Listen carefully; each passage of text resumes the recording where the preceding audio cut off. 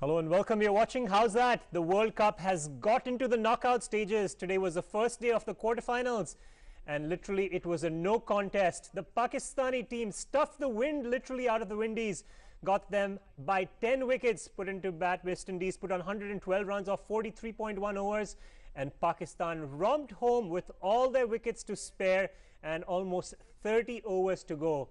Very one-sided match. To discuss and analyze this match, I have here our expert panel of former India cricketer Chetan Sharma as well as senior sports journalist Mr. Harpal Singh Bedi. Welcome to the show again. Thank you. Let's talk a little bit about the West Indies team first. Mr. Sharma, you're well aware of the pace attack of the West Indies through the 80s. One of the most formidable pace attacks, one of the most formidable teams. If you take a look at this result today, cricketers like Holding, Garner, Clive Lloyd, Viv Richards will be grimacing. In front of the world, West Indies completely humiliated after the legacy of Richards and Lara. What's been going on with the West Indies cricket team? I think so. The way they played cricket, actually, it's basically, should not be saying a word disgrace. It's a disgrace to cricket. We were talking about why can't in quarterfinals all test playing nations should qualify. We don't want any minnows to be there because we wanted to see a brilliant quarterfinal matches.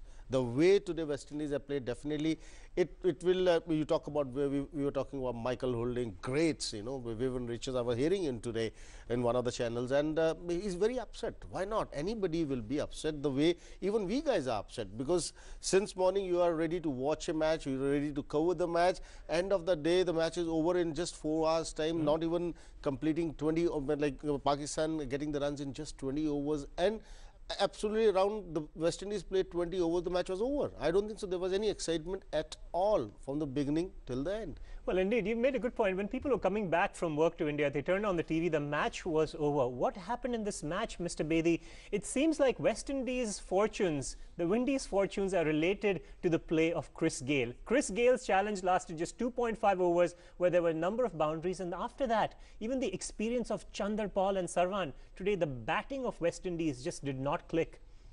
No, you can't depend on one batsman and expect him to see your team through. And as far as West Indies is concerned, this is not the first time they have been humiliated. It was way back in 1996 also. They lost to Kenya in India. And India, that was the start of the decline. So as Chetan rightly said, we were expecting top teams to be in the quarterfinals. We were cursing minnows. I think Ireland or Bangladesh would have put up a better fight. Now, one thing is there, in order to condemn the team, any team can lose, even team can get bundled out. But the way they lost, it was not a surrender, it was a suicide. Surrender is that other team is playing well, they force you. Yeah. But here is no team, that was nothing great in the bowling, nothing great in the wicket.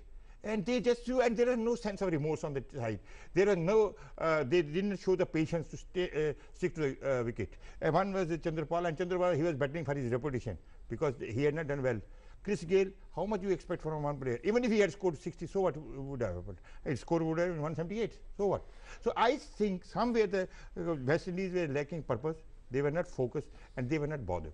Well, indeed, while the West Indies were lacking purpose and focus perhaps, although tough to imagine them coming out for this game and not putting it together when the whole world is watching, the other team, the Pakistanis, have grown from strength to strength. Their leader has performed from the front, and again 4 wickets for Shahid Afridi. We'll come to that, but a little bit on even the preparation for this match. Mr. Chetan Sharma, against India, it looked like West Indies chose to rest a couple of their key players. You talk about Chris Gayle, who has not played, Kimar Roach, a couple of other players, and the thought was that if they were to win that match, they might play Australia. Do you feel that at that point, perhaps the West Indies would have preferred to play Pakistan versus Australia? You can't, I'll answer that. You can't rest a cricketer. How many games you are going to play in the World Cup? Total 9 games till you reach you win the World Cup, or you reach in the finals. You're not going to play more than 9 games. How can you make somebody rest in such a big period? You're talking about around 43 days of cricket, and you're just playing 7 to 8 matches, and there's no point resting anybody unless he's injured. And this makes any international cricketer, if he's been resting for a while, very difficult to come back immediately. You're playing after so long. I think so. This is what happened to Gale. This is what happened to Chanderpaul. Chanderpaul, okay, end of the day, 44 net out and 106 balls. They were like what Mr. Bedi said, he's playing for his own reputation. Definitely, West Indies, I think so. There was no competition at all. And it is a bad start of the quarterfinals, I will say. Well, indeed, you know, you talk a little bit about what happened in the middle. Okay, the West Indies bat and collapsed, but when they were 3 wickets down, you had Sarwan as well as Chanderpaul. Remember, Chanderpaul, 36 years old, lots and lots of international runs. In fact, 8,800 runs. Sarwan, 5,400 runs. They've been playing for a while. Mr. Bedi, these two batsmen came out to the crease when 3 wickets were gone in the 16th over. They batted for 20 overs and made just 40 runs. You know, if you take a look at again, Sarwan's stroke play, one brilliant 6 that came of Chanderpaul actually, but still 20 overs, 40 runs. What were they thinking at that time? What stroke play? Only 7 boundaries and 1 6, and the West Indies team is batting. Known for their belligerence, known for their aggressiveness. Now you can pick and choose. There is nobody to be picked. Smith, Gale, Sarwan, Bravo, Chanderpaul, you name it. Even Pollard, somebody said Pollard is no batsman, and he was very angry with his own compatriot who was on this. Now he sees Chanderpaul, 44 runs, 105 balls, 1 6, strike rate 41.50. He was playing for one day or a test match, and that too, and the quarterfinal. And that is now he may have salvaged his reputation saying that out of 112 I have scored 44, but it is neither here nor there. And 156 minutes, 106 balls. You have consumed half the thing and you have not produced results. 44 runs, what is the contribution? Well, indeed. Remember, they came in at 16 for 3. At that time, it was a precarious situation. You'd already gone through the 6th over. They stayed until the 25th over, putting just 58 runs on the board. A run rate of 2.1 or 2.2 was just unfathomable. It looked like, as you said, after the 3rd over, when Chris Gale was out, the wind was hit out of the West Indies. And how about the stupendous bowling of the Pakistanis, especially the spinners. Umar Gul, though, fury spell, 7 overs, 13 runs for 1 wicket. But what can you say about the spin trio, Mr. Chetan Sharma, today? Afridi, Ajmal, as well as Mohammad Hafiz. They were brilliant. You talk about Afridi. He's become the highest wicket taker in 2011 in the World Cup. 4 wickets. He's completed 21 wickets. You talk about Hafiz, the way he's bowled. It's absolutely, you never expected Pakistan to play cricket like this. We were always saying they are unreliable, but you can't trust, like, or you can't depend on them, and they can, like, anything can happen. I think so. At the present, Pakistan is playing the best of the cricket, and everybody who was saying not dependable, this blah and blah, they have to take their words back. The way they played their cricket, it's absolutely, people should learn, other teams should learn how to play, and they really peaked at the right time. Well, and indeed, you have to really give them 100 out of 100, the way Afridi handled his side, the way he bowled, he had the changes in the bowling, and bundling out West Indies 112 is amazing. Well, indeed. Remember, Pakistan has only 1 loss. That's when Ross Taylor went pretty crazy with the bat and they lost against the Kiwis. But wins against Sri Lanka, very solid performance for the Pakistani team. Again, breaking the Australian streak. 34 straight matches for the Aussies, brimming on confidence. Pakistan beat them. This was a test. It was a knockout. And they came out in flying colours. Shahid Afridi, a lot of criticism pre-tournament. Good captaincy. Perhaps, as you said, the most underrated team of the tournament, now into the semi-finals. Let's take a look, if we can, at the fall of wickets of the West Indies. And Mr. Bedi, as you said, it was a crumbling of the cards, literally from the beginning to the end. A little bit of a partnership for the 4th wicket, but then pretty much the spinners had the number of the West Indies batting. You see, it is not a question of crumbling. The question is whether it was Pakistan bowling so effective. It was not. They was made it out to be. Shahid Afridi has suddenly become a great spinner. He has lost his batting prowess. He is known for he is a batsman. Now he has turned to be a spinner. And West Indies has given him legitimacy. I am not saying that he is not a good bowler, but he is not a great spinner. Whether he takes 4 wickets or 10 wickets, he is no patch to be a spinner. No, but here he is turning out to be a match winner. What can you say? And 21 wickets so far. So I think somewhere, you see, Umar Gul is a man who is a dangerous man. He is really the most effective, one of the most effective fast bowlers. Then Hafiz, Riaz, Afridi, Saeed Akmal, and you name Abdul Razak. So they were made to look very invincible by the West Indians.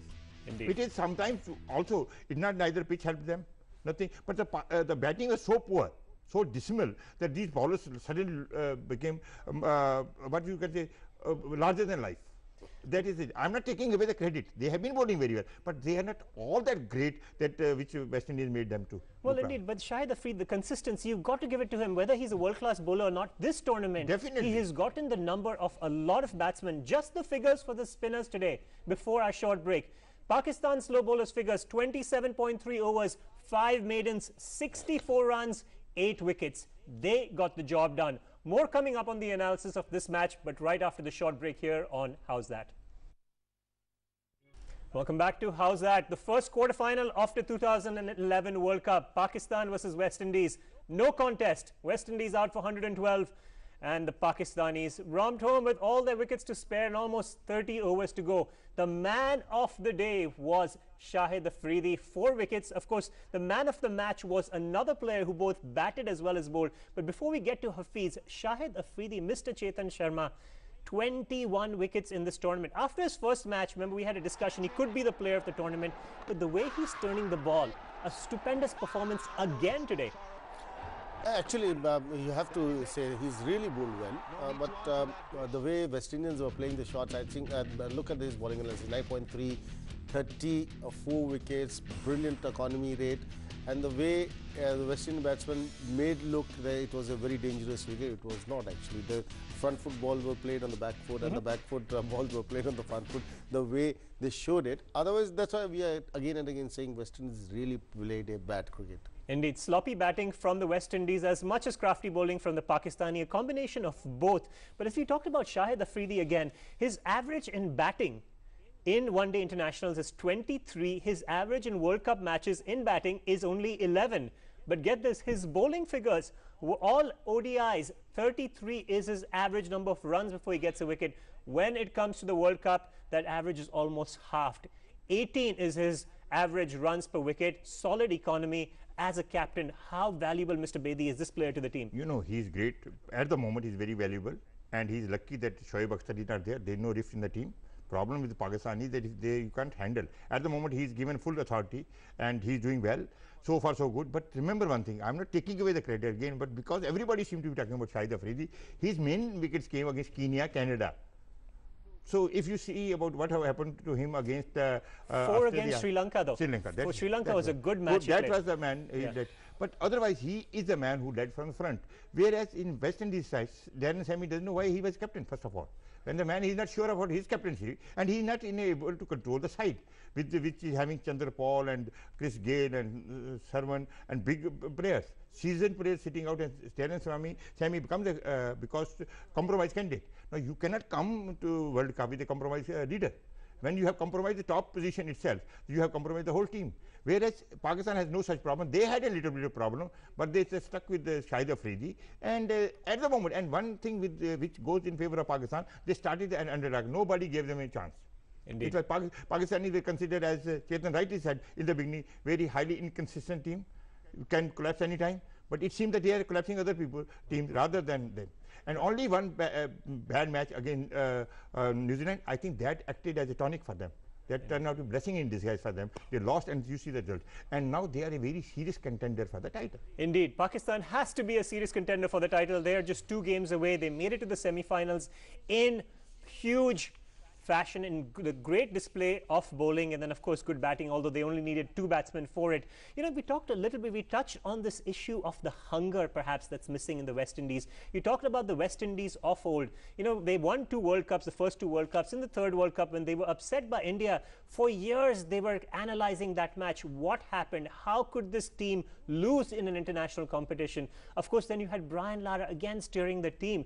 As we said, if we take a look at the interview of the captain, as you said, Mr. Bedi, it seems like that hunger has been lost. It seems like they're a little casual about it. Is this a time of reckoning for West Indies to go back and bring up their legacy? And perhaps they're going to play Pakistan again in the West Indies in a 2020 series. That's a time they need to do some reckoning and perhaps some shaking up of some of the players. Well, what's the point shaking up? You know, when you're coming to the World Cup, you get prepared for a long time. It's not for 1 month you're getting prepared. You might be getting your team ready for at least a year and so. If you can't do anything in the World Cup, what do you expect West Indies to go back and do against Pakistan? This is my feeling is because they